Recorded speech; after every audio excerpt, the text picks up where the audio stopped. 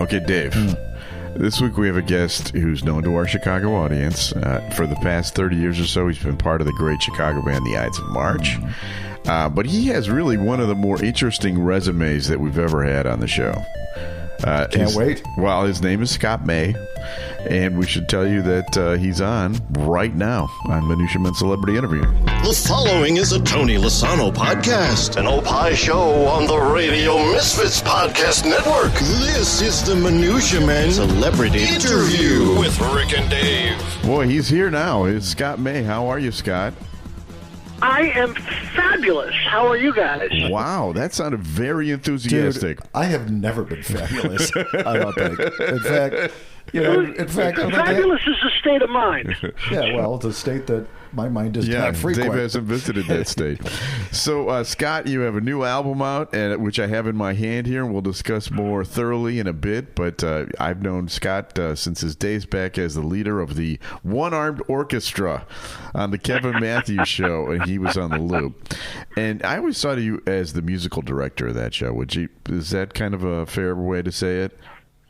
Well, yeah, it was really weird. I was along with my rock and roll thing. I've had a long career in the comedy business. Yeah, I've never been a stand-up, but I've been music guy to some of the biggest names in comedy, and Kevin Matthews started hanging around the Funny Firm Comedy Club, where I was the music guy there. And that's how I got involved with Kev. And oh boy, that was a number of years of just complete madness. Well, for people that don't know what the Kevin Matthews Show was, it actually is kind of hard to describe it. It really was one of the puppets. Wildest shows of all time. It was radio puppets. You had one man who had like 1,000 voices, so you never knew what was coming out at what time. And he had, as you mentioned, he had all these great comedians on, and he also had you in. There must be some stories from those days. Well, yeah, I mean, and Kev, God bless Kev. Kev is a very unique fellow, and I've got funny stories, I've got poignant stories, and and I was there. This is when the Loop was the Loop, when right. Chicago radio was Chicago radio, and I was there, and I was lucky enough to be there, and because I was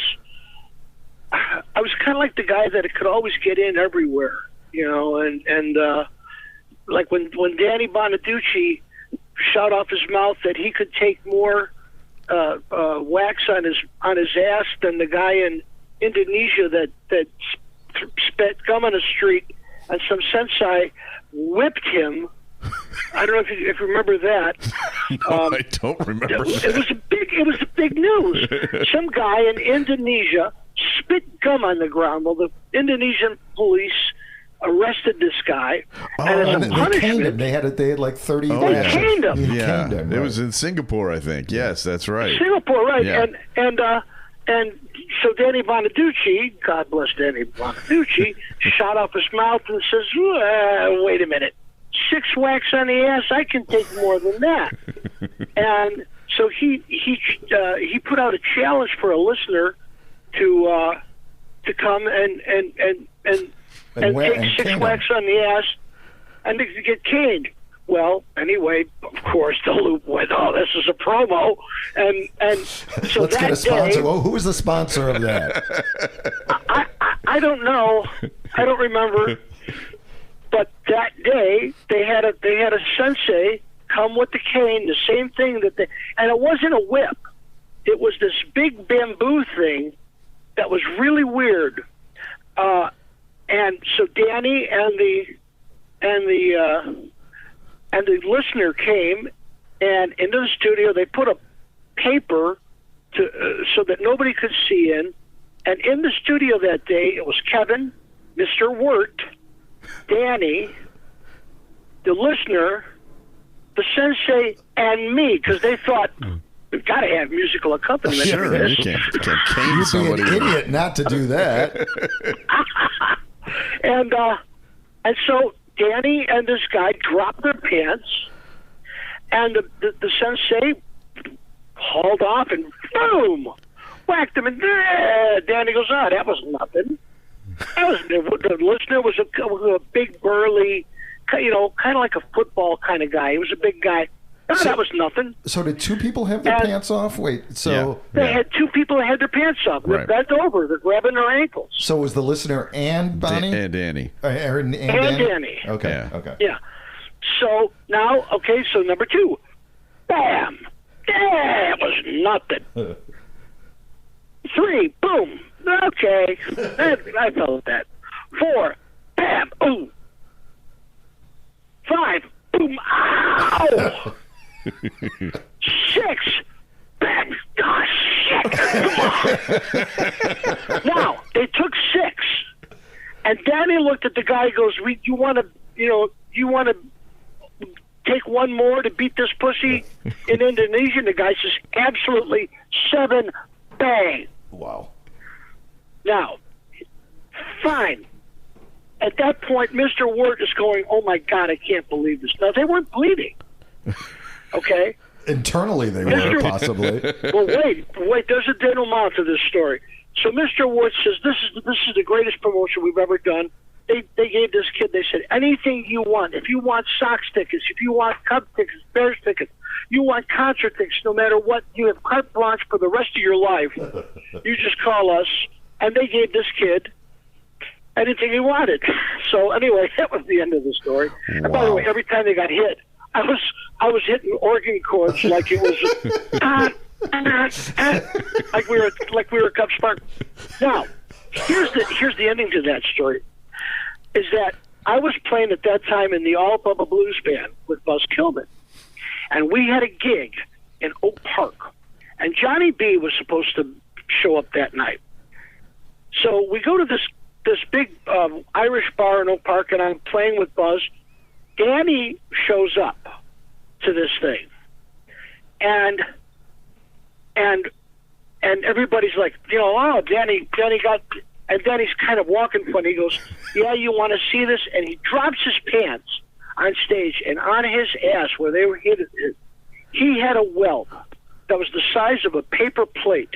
Wow. It was pitch black. Yeah, that's healthy. Literally pitch black. Did it cover up his tattoo of the Loop logo? I don't know if that was on the other side. Because he has on his ass, he has a logo of the Loop, and it says Mr. Wirt on it. Well, it did. Well, Rick is writing a book about the Loop. Right. That's the cover. Well, this story's in there now, Scott. That story's in there now. You just delayed printing for 6 weeks. I've got to go back and put that one in there.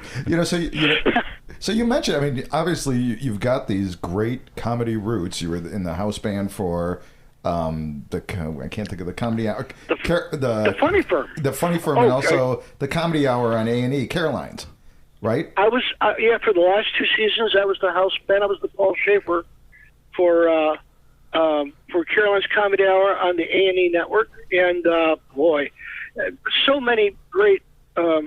I worked with so many great comics that later on became... everyone who was anybody went there, right? Pretty much. It was pretty much anybody, everybody. Oh, yeah. I mean, it was, Louis C.K. was there, Sarah Silverman, Ray Romano. Before Ray Romano was anybody, I mean, Joe Rogan. I got to work with Gilbert Gottfried. Oh, wow. Oh, which was insane. And what a nice guy.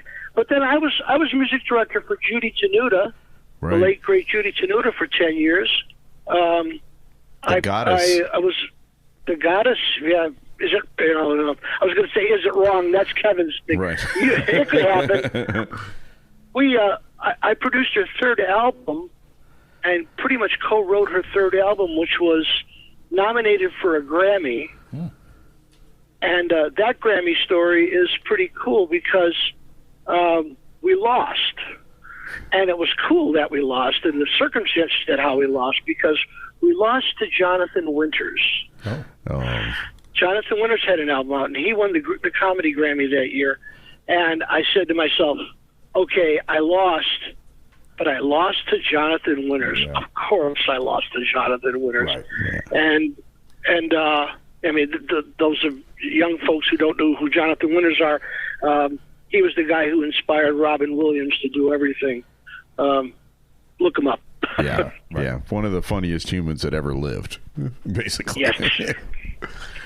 So, you know, one of the comics, I don't know if you mentioned this comic, but one of the comics that you worked with was Emo Phillips. Was he Oh, my God. married to Judy Tenuta? No. What's that? He wasn't married to Judy Tenuta, was he? Yes, he was. Yeah. He was, okay. Yeah. Oh, yes. They were. Emo and Judy together. Oh, my God. What a... Did they have kids? No. Okay. That was the injunction, you know, and you know, the Emo's the most brilliant comic of our generation, you know, and if you ask just about any comedian who's the greatest writer of jokes and the most innovative comedian, Emo Phillips is the Frank Zappa of comedy.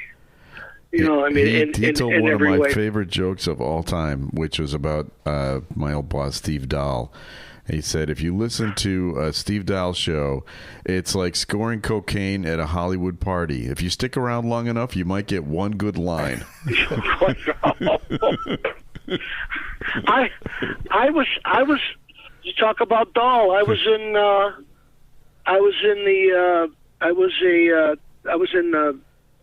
Teenage Radiation. You were? How did I not know that? Wow. Yeah, that was I was the drummer and bass player, Greg Potter, who's now the drummer of the Buddy Rich Orchestra, one of the most incredible drummers ever, and John Skender, that was the bass player and drummer, and I got asked to be in that band, and I was with them for about 8 months. Okay. Until I quit. And when I quit, Steve hated me. Yeah. Same thing happened to me. Yeah, that doesn't sound like Steve. But it was real weird, you know, and so he may have lawyers, so I'm not going to talk about Steve. So, yeah, good call. But I was in Teenage Radiation. I was in the All Bubba Blues Band, which was great. Yeah. Buzz Killman, what fun we had with that band, and Buzz, one of a kind.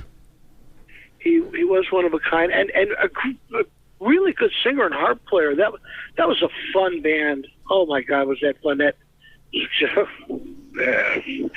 the played a lot of great shows. Okay, you want a story? Yeah. Yeah, we've got 6 hours to fill, Scott. So That's great. Settle in. So the fellow who was the music director of that band was a cat named Ronnie Shanover, great guitarist. And we used to go out and do shows without Buzz. We get booked, and we would do the All Bubba Blues Band would go out and play without Buzz, and the band was called the Heirs of Mo, Heirs, the Heirs of Mo, for Mo Howard of the Three Stooges, and that was a play on Ides of March. Yeah. Heirs of Mo. So a very, and I won't use the proper names here because they I know they have lawyers, but there was a very posh country club in the Western Burbs who have a theme dinner every year, and this year they were going to have the blues, Chicago blues, as their theme. So they hired the Heirs of Mo to come to play. Now Ronnie, when he heard this, Ronnie says, "We're not right for you guys. We're not the band you should have. You know, we're very irreverent, and we don't play popular music. Don't hire us."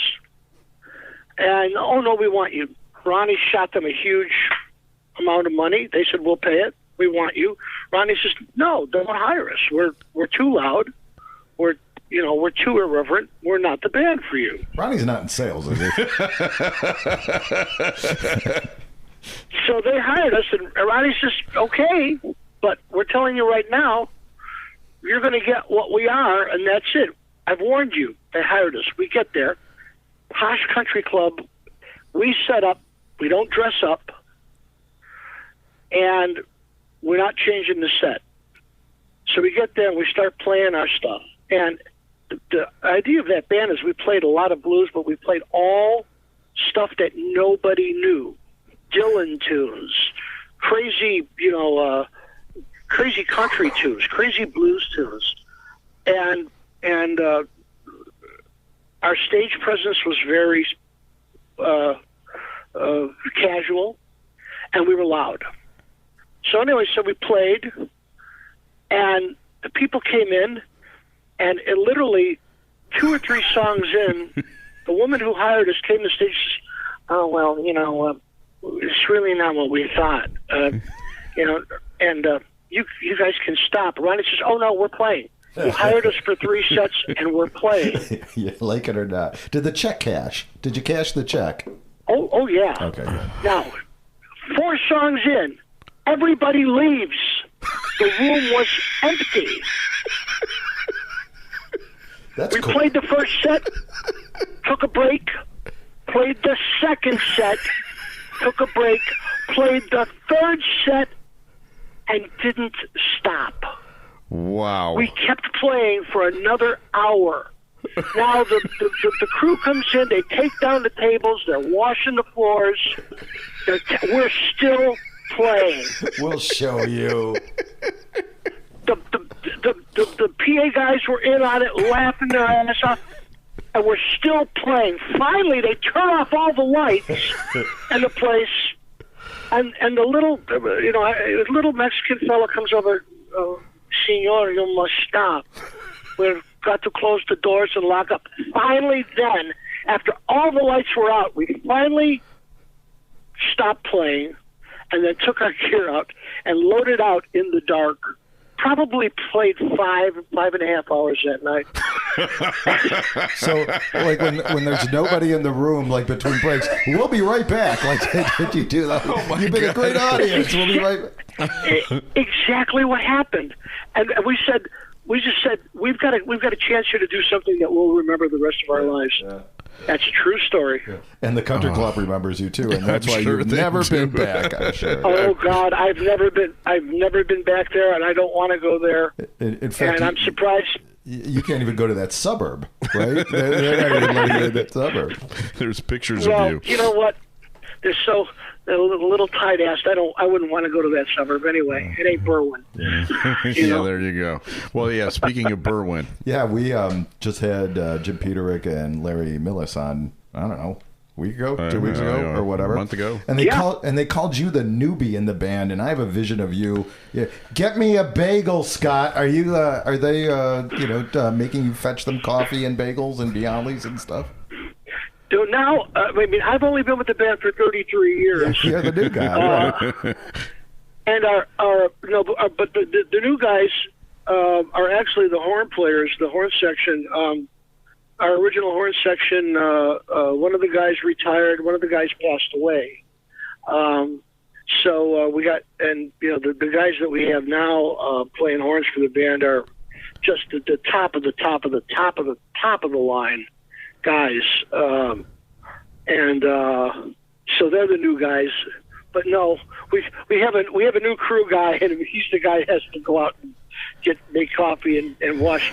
He gets to wash Peterick's Lamborghini. Oh, nice. not true, but so I'm looking here. Go ahead. No, go ahead. I'm looking here at your album, Isle of View, yes, which I will not allow Dave to have. Yeah, he wouldn't let me say it. Dave, I'll send you one. Send me your address. I'll send you one. Yeah, all right. But it's quite an impressive album. Why don't you tell everybody a little bit about it and tell Dave about it, because I'm not going to let him listen to it. I was. It's actually my second album. I was very ill in 2018, and I almost checked out. And thanks to my wife my great doctor and the forces above us, I came out of it and I says, I want to make a new album. And so I started writing and playing, and what you hold is that album. I've had some incredible musicians on it. I've got two of the greatest jazz harmonica players in the world. Koei Tanaka from Tokyo, and Will Gallison from New York City. Top guys. Playing. I'm doing mostly guitar. I play guitar in this. People know me as a keyboard player, but I've been an avid player of guitar for many years, and I put together a crack team of guys who play with me. Billy Seiner on bass, who plays with a band called Classical Blast here in town. My great lieutenant of keyboards, Tommy Godzilla Learshin, was a killer piano player who played, and then I had a number of drummers.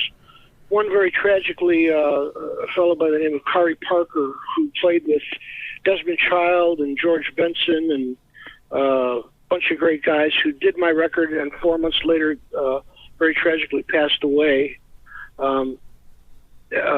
But his protege, Eric Johnson, same name as the great guitarist, but this cat's a great drummer from Chicago, played on it.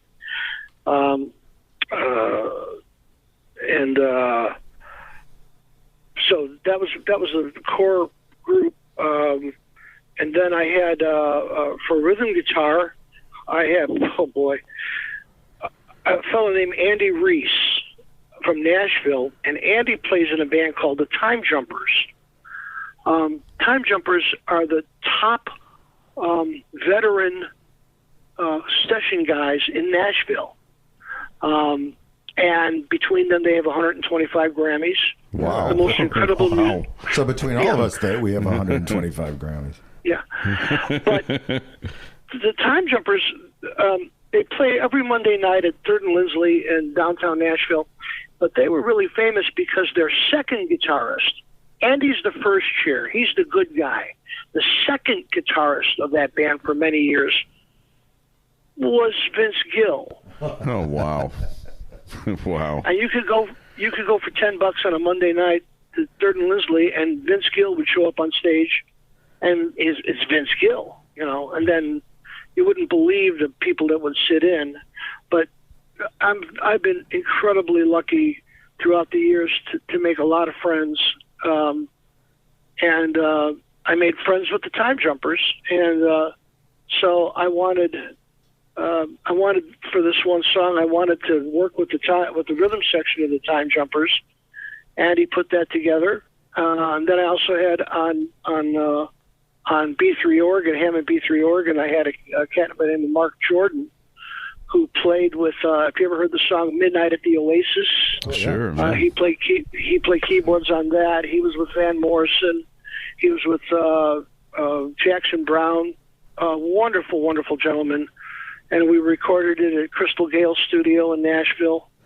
And the song is a co-write with Jim Peterick. So that's on there. And so the record is all different kinds of music. I wrote all of it with the exception of the co-write with Jim Peterick. And I did all the vocals, all the lead guitar, and the sundry keyboards, Mellotron and Hammond organ and stuff and such like that. Where did you produce it? In your own studio there? Or? Yes. Yeah. Cool. I did most of it in my home studio. I call it Happy Pig Kitchens. So I also call it the Fat Cave. And it's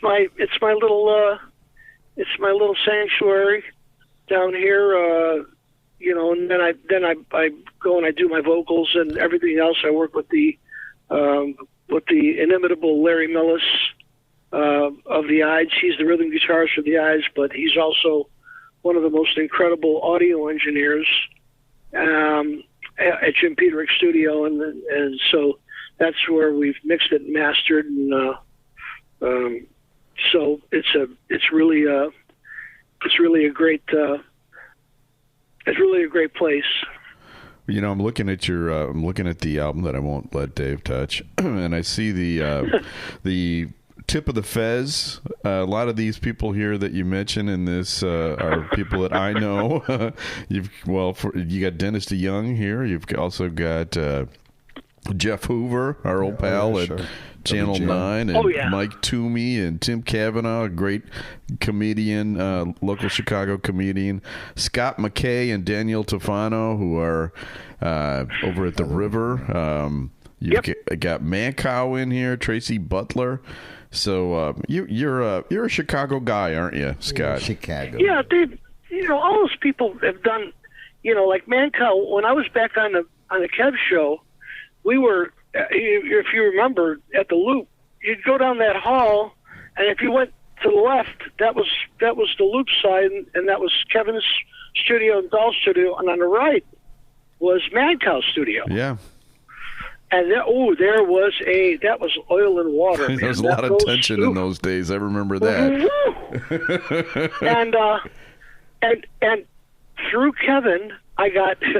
Now we're going to take another shoot in the right direction. I got hooked up with Mort Downey Jr. Remember Mort Downey Jr.? Yeah, the Mouth, course. baby.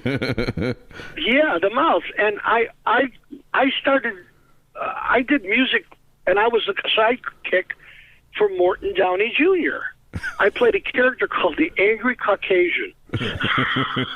which is a stretch. Which is when you look in the news now, they're all angry Caucasians now. Yeah, really. And I would go over. I would do the Loop in the morning, and then I'd go to Major Broadcasting, which was above where Maggiano's is downtown on the 6th floor. And then I do 3 hours of radio with Mort nationwide. We were on everywhere except in Chicago. Right. Our show wasn't heard in Chicago, but we did stuff, and Mancow did stuff with Mort. So I got to know Mancow, and it was like I felt weird because of the the radio rival. Yeah, but I always thought Cow was a great guy, and he and Peterick became really, really good friends. So now over the past 4 or 5 years, I've been to Mancow's house any number of times, and he's really a good guy.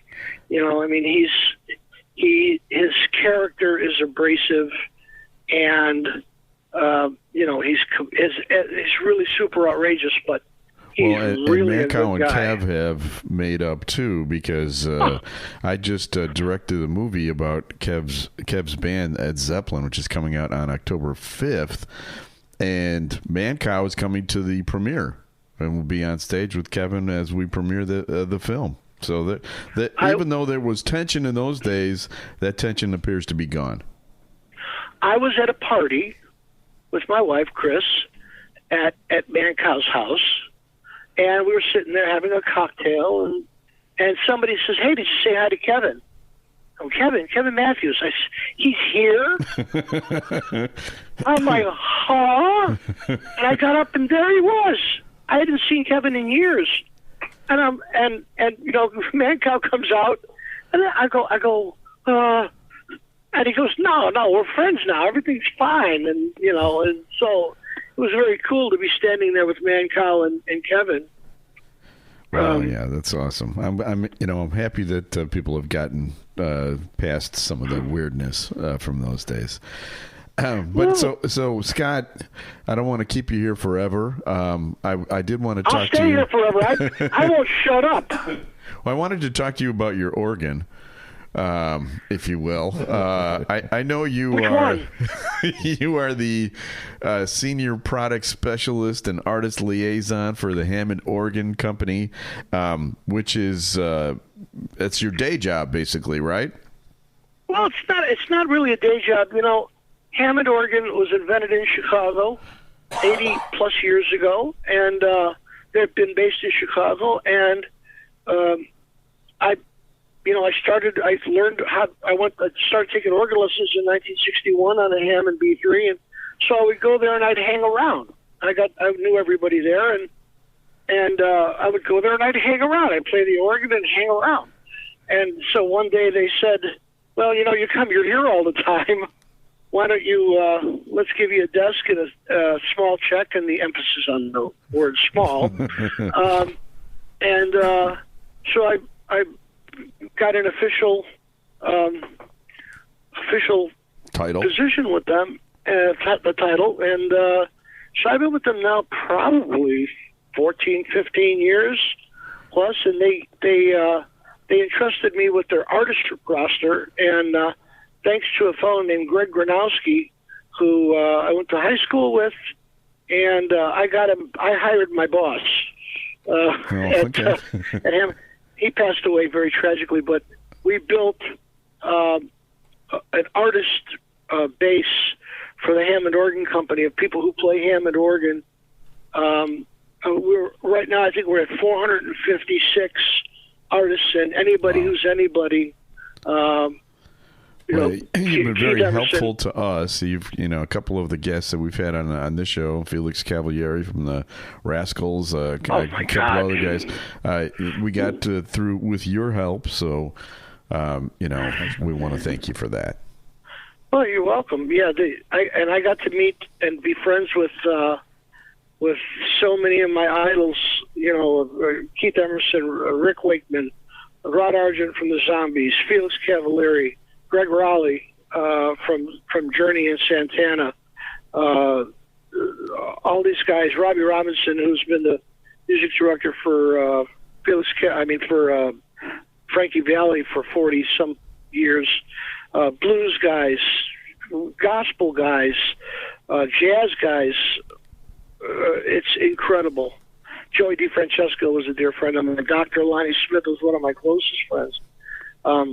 So this is what I do. I talk to people all day. When people, they know now that I talk to my friend about my friends, and I'm not just dropping names. These are people that I deal with all the time, and I've been very, very lucky. I don't make any money, but money shmoney. Yeah, easy come, easy go. Yeah. It's overrated. Yeah. Can't take it with you. Well, Scott May. Well, speaking of money, where can people buy your album? Exactly. ScottMaymusic.com, ScottMaymusic.com. Go there, and my records are for sale there. They're also on Amazon. Any Ides of March show, you can visit my wife at the Chris at the merchandise table. Stuff is there, and in the Ides of March, 59 years and counting, with all the original guys. The band is better than ever. They are. I just saw them a few weeks ago at Hey Nani's, and that was without the horns, but it was still amazing. Yes, thank you. That's a Peter boy with Kathy Richardson from. Yep. Oh boy, was that great? Kathy Richardson from Jefferson Starship. Yep. Yeah, some people said that that show in particular was really, really heavy. And I do want to make a shout out, talk about a friend of mine from Chicago music who a lot of people don't know, who just passed on, named Fred Glickstein from The Flock. Shout out of respect to a guy who I always admired from Chicago music, Freddie Glickstein. Don't mean to close that on a bummer. Let's talk about something crazy. Well, I will tell you, The Flock was a huge band here in Chicago in the 60s. He will be missed. And Scott, thank you for all you've done. Thank you for the vision of Danny Bonaducci's swollen ass. I'll have that with me. Which again may be the cover of Rick's new book. We're getting rights right now. But most of all, yeah, go ahead. I said, Dave, send me your address, and I'll send you a snail mail, and I'll send you a copy of my record. Sure. No. And everybody else buy it. Yes, spend money. I need it. Right. He does. Well, don't buy it up because I'm going to put this copy on eBay. Okay. Yeah, Scott, thank you for being I on the didn't show. autograph it, so. Yeah, no, you didn't But autograph thank you mine. for having me, guys. Yeah, it was still in the shrink wrap, so I knew it was brand new when I got it. But yeah, thanks for being on the show, and thanks a lot, man. And for all you've done over the years, you're the best. Rock and roll, rock and roll, rock and roll, and Chicago rocks and Chicago radio rocks, and thank you guys, and keep up the good work. All right, thanks, Scott. And peace and love. Bye now. Have a good one. Bye bye. There he is. Nice guy. Isn't he great? Yeah. I mean, think he's the new guy at 33 years for the Ides of March. He is one of these guys that you can put put some a keyboard in front of him, and he can just do create whatever. Yeah. I mean, he quite literally knows every great player that's true. ever, that's still alive or in the and last.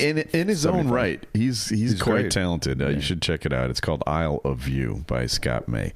All right, we have people to thank. We need to thank Tony Lasano from Opie Productions. Opie is what, Dave? That would be hippo backwards. And how would you spell that? HIPPO. No, that would be hippo. Oh, do you want an opie? Yeah. Well, that would just be the opposite of hippo. Fine. You're going to make people do that work? OPP. Come on, today I lost my Wordle streak today. Oh, really? 99. I didn't quite get 100. I lost. Did you do Wordle yet today? Yeah, that was an easy one. No, it wasn't. Oh my God, you're so wrong. Anyway, brought to you by Opie. Ed Silla, also distributed by Ed Silla from the Radio Misfits. Great Talk Radio isn't dead; it's just moved to a better place, and that is RadioMisfits.com. And we'll be back again soon with another episode of Minutia Men Celebrity Interview. The preceding was a presentation of Opie Productions. Find our other great shows wherever you find podcasts, including opishows.com. Thank you. This has been a presentation of Opie Productions. Tony, can you shut up?